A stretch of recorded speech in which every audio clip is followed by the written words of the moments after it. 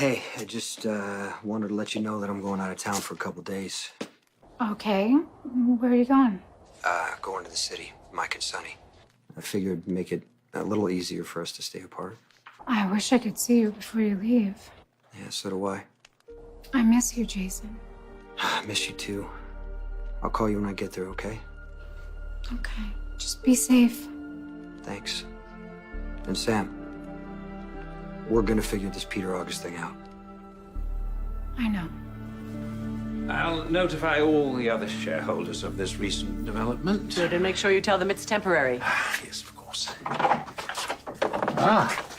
Ms. McCall, I was just about to call you.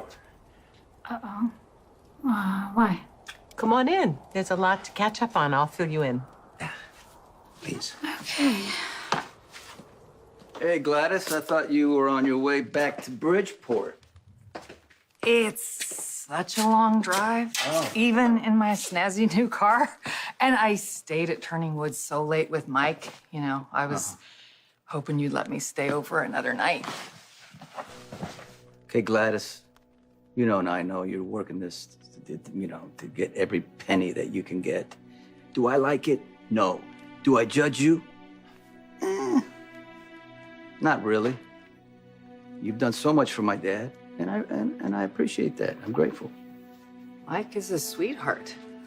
I love spending time with him. Oh, yes, I know you do. So here's the thing. I'm gonna let you stay here till I figure out what's wrong with my dad. As soon as I figure out that, we're gonna have another discussion. Assuming that it's okay for my wife, right, Carly? Is it okay for you? Well, as long as we're getting things out in the open. Know what they say, honesty's the best policy. Okay. The way you leverage being Deb's fake grandmother is not only obvious, it's despicable. So let's not pretend you're here for any other reason, and let's definitely not pretend that I will put up with you for 1 second if you step out of line. But for Mike's sake, yes, you can stay. And the second my dad doesn't need you anymore. You're out of here. Do you think that it's a good thing or a bad thing that our will is the one that Oscar wrote second? It could go either way. I mean, on the one hand, it was the last request that he made, which lands in our favor. Yeah, but at that point, he was already more mentally compromised. There's no way. There's just no way that Nelle gets her hands on those shares. Whoa. What happened with Nelle? Nelle married Shiloh in Pentonville. Yeah, that part I knew. Yeah, now that he's dead, his 5% of ELQ goes to her. Temporarily. We hope.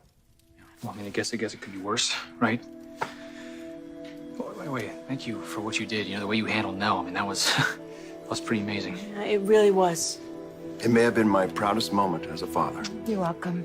It was my pleasure. And just for the record, you know, I may not agree with all of you all the time, but I can recognize a gold-digging, crazy person when she's trying to get her mitts on our money. Yeah, well, too bad you weren't around when I first got involved with Nelle. Look, were you crazy to get tangled up in that mess? Yes, but we all screw up. The bottom line is we're Quartermaines. When push comes to shove, we protect our own. Amen.